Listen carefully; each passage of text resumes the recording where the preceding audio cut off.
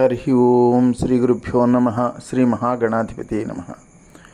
అవిద్యానామంతస్థిమిరమిహిరద్వీపనగరీ జడానాం చైతన్యస్తబకమకరందశ్రుతిఝరీ దరిద్రాణాం చింతామణిగుణనికా జన్మజలథౌ నిమగ్నానాం దంష్ట్రామురరిపువరాహస్య భవతి. శుక్లాంబరధరం విష్ణుం శశివర్ణం చతుర్భుజం ప్రసన్నవదనం ధ్యాయేత్ సర్వవిఘ్నోపశాంతయేత్. వందే గురుపదద్వంద్వమవాన్మనసగోచరం రక్తశుక్లప్రభామిశ్రమతర్క్యం త్రైపురం మహః. సానందమానందవనే వసంతం ఆనందకందం హతపాపబృందం వారాణసీనాథమనాథనాథం శ్రీవిశ్వనాథం శరణం ప్రపద్యే. విశ్వేశం మాధవం ఢుంఢిం దండపాణిం చ భైరవం వందే కాశీం గుహాం గంగాం భవానీం మణికర్ణికాం. హర నమః పార్వతీపతయే. హర హర మహాదేవ శంభో శంకర. హిమవంతుణ్ణి మేనాదేవి కోరినటువంటి కోరిక మేరకు హిమవంతుడు తన కూతురైనటువంటి పార్వతీదేవిని చూడడానికి బయలుదేరాడు. ఎప్పుడైతే అమ్మాయిని చూడడానికి బయలుదేరాడో సంతోషపడినటువంటి మేనాదేవి వెళుతున్నటువంటి హిమవంతుడికి చాలా కాలం తర్వాత తన కన్న కూతురిని చూడ్డానికి వెళుతున్నాడు కాబట్టి పార్వతీదేవి ఏ ఏ తినుబండారాలు ఇష్టంగా తింటుందో అవన్నీ తయారు చేయించి డబ్బాల్లో నింపి సర్దింది. వాటితో ఒక రథం నిండిపోయింది. ఇంకో రథం నిండా ఆవిడ కట్టుకోవడానికి పట్టు చీరలన్నీ పెట్టింది. వాటితో ఒక రథం నిండిపోయింది. ఇంకో రథం నిండా మణులు, ఇంకో రథం నిండా మాణిక్యాలు, కోటాను కోట్ల ఐశ్వర్యానంతా నింపి సుమారుగా 100 రథాలు తయారు చేసింది. ఈయనన్నాడు హిమవంతుడు, ఏమిటే మేనా, అమ్మాయిని చూసి రావడానికి ఇవన్నీ ఏమిటే అన్నాడు. అంటే ఊరుకోవయ్యా నువ్వు, పెళ్ళినాడు మన అల్లుడి పరిస్థితి చూశాం కదా, కటిక దరిద్రుడు, అలాంటి వాడికి ఇచ్చి పెళ్లి చేశాము. నువ్వు ఇవన్నీ తీసుకెళ్ళి వాళ్ళకి ఇస్తే వాళ్ళు జీవితాంతం హాయిగా బ్రతుకుతారు.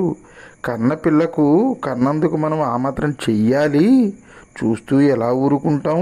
మనమేమో ఇక్కడ పంచపక్ష పరమన్నాలు తింటూ మన కూతురు అక్కడ గంజి నీళ్లు తాగుతూ ఉంటే మనం ఎలా ఓర్చుకుంటామయ్యా? అందుకని ఇవన్నీ తీసుకెళ్ళండి అని మేనాదేవి అన్నది. అంటే అవన్నీ తీసుకుని బయలుదేరాడు. ఒక రథం మీద వెళదాం అనుకున్న వాడికి 100 రథాలు తయారయ్యాయి. జాగ్రత్తలు ఎక్కువగా తీసుకోవాలి. రథాలు పెరిగిన కొద్దీ సంరక్షణ ఎక్కువగా కావాలి. ఒక ప్రాంతం నుంచి ఇంకో ప్రాంతానికి, ఒక రాజ్యం నుంచి ఇంకో రాజ్యానికి వెళ్ళాలి.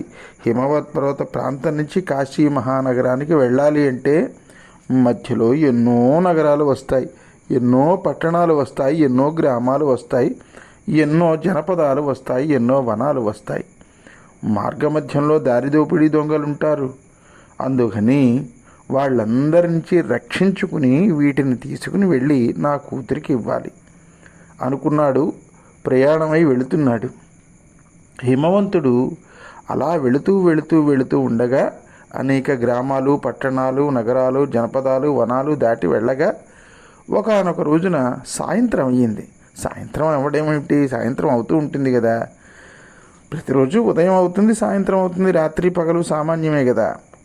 అయితే సాయంత్రం అయిన తర్వాత రాత్రి ప్రయాణం కష్టం కాబట్టి ఈ రాత్రిపూట ఈ ధనాన్నంతా ఎక్కడైనా పెట్టుకుని తెల్లవారిన తర్వాత ప్రయాణం కొనసాగించవచ్చు అని అనుకుంటూ ఉన్నాడు.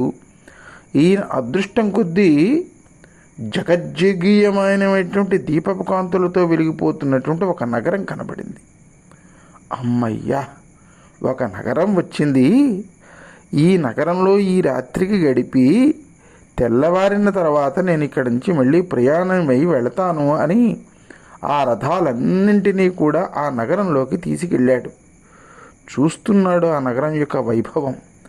ఆ నగరంలో రోడ్లు ఊడ్చేటటువంటి పరిచారకులు ఎవరైతే ఉన్నారో వాళ్ళ చేతుల్లో ఉన్నటువంటి చీపుళ్ళు చూశాడండి. అవన్నీ మామూలుగా ఇక్కడ మనకి రోడ్లు ఊడ్చేటటువంటి వాళ్ళ చేతుల్లో ఉన్నటువంటి చేతుళ్ళు కాదు. అటువంటి చీపుళ్ళు ఏ నగరంలోని అతను చూసి ఉండలేదు. అవన్నీ కూడా బంగారపు చీపుళ్ళు. అక్కడికి వచ్చిన వాళ్ళంతా కూడా కూరగాయలు అమ్మడానికి బదులు రత్నాలు, వజ్రాలు, వైఢూర్యాలు, మణులు, మాణిక్యాలు, ముత్యాలు ఇవన్నీ కూడా రాసులుగా పోసి అమ్ముతున్నారట. ఒకసారి దిగ్భ్రాంతి చెందాడు. ఏమిటో కూరగాయలు అమ్మినట్టు అమ్ముతున్నారేంటివి ఇవన్నీని, ఇది ఏమి నగరం రా బాబు అనుకున్నాడు. అనుకున్నటువంటి వాడు ఎలాగైనా సరే ఈ రాత్రికి ఇక్కడే ఉండాలని నిశ్చయించుకున్నటువంటి వాడై ఒక సత్రానికి వెళ్ళాడు.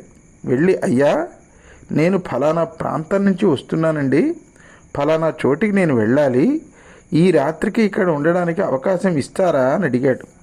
తప్పకుండా ఉండండి అన్నారు ఆ సత్రం యజమాని. ఆ రాత్రి వచ్చిన వాళ్ళందరికీ కూడా పంచభక్ష పరమాణాలతో కూడినటువంటి భోజనం పెట్టారు. భోజనం చేశాక ఆలోచనలో పడ్డాడు హిమవంతుడు.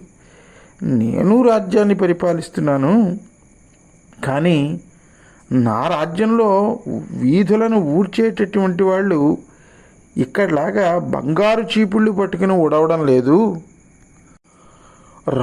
రాసులుగా మణులు, రత్నాలు, మాణిక్యాలు వేసుకుని వాళ్ళు పోనీ డబ్బులకి ఏమన్నా అమ్ముతున్నారా? కూరగాయలు అమ్మినట్టుగా రత్నాలు, వజ్రాలును డబ్బులకి కాదు, ఉచితంగానే వచ్చిన వాళ్ళకి ఇచ్చేస్తున్నారు, వచ్చిన వాళ్ళకి దోసిళ్లల్లో పోస్తున్నారు అవన్నీ. ఇదేమి రాజ్యం? దీన్ని పరిపాలించేటటువంటి వాడు ఎవడు అని భోజనం చేసి వచ్చాక ఇంకొక బాటసారిని ఈయన అడుగుతున్నాడు. అయ్యా నువ్వెవరు, నీ పేరేమిటి? ఇలాంటి కుశల ప్రశ్నలన్నీ అయిపోయిన తర్వాత, నేను కొత్తగా ఈ ప్రాంతం గుండా వెళుతున్నానయ్యా, ఈ నగరం ఏమిటో నాకు తెలియటం లేదు, ఈ నగరం పేరు ఏమిటో నాకు తెలియదు, ఈ నగరాన్ని పరిపాలించేటటువంటి వాడు ఎవడో నాకు తెలియదు, కొంచెం ఈ వివరాలు ఏమైనా చెప్తావా అని అడిగాడు. అడగగానే ఆ బాటసారి ఈయనను కింద నుంచి పైదాకా ఒకసారి ఆశ్చర్యంగా చూశాడు. చూసి, అయ్యయ్యో, అనంత బ్రహ్మాండాలలో ఈ నగరాన్ని గురించి తెలియనటువంటి వాడు ఒకే ఒక్క మూర్ఖుడు ఉంటాడు అని ఇంతకాలం నుంచి అనుకుంటున్నాము. అంటే ఎవడయ్యావాడు అంటే ఈయనంటాడు, హిమవంతుడట అని. ఎప్పుడైతే ఆ బాటసారి అన్నాడో, నేనే ఆ హిమవంతుణ్ణి అని చెప్పుకోలేకపోయాడు, సిగ్గుపడిపోయాడు. ఇప్పుడు ఆ బాటసారి అంటున్నాడు, ఈ అనంత బ్రహ్మాండాల్లో ఈ నగరాన్ని గురించి తెలియనటువంటి వాడు ఒకే ఒక మూర్ఖుడున్నాడని ఇంతకాలం నుంచి అనుకుంటున్నాం. ఇప్పుడు రెండవ మూర్ఖుడు నాకు కనపడ్డాడు, రెండవ వాడివి నువ్వు దాపురించావు అన్నాడు.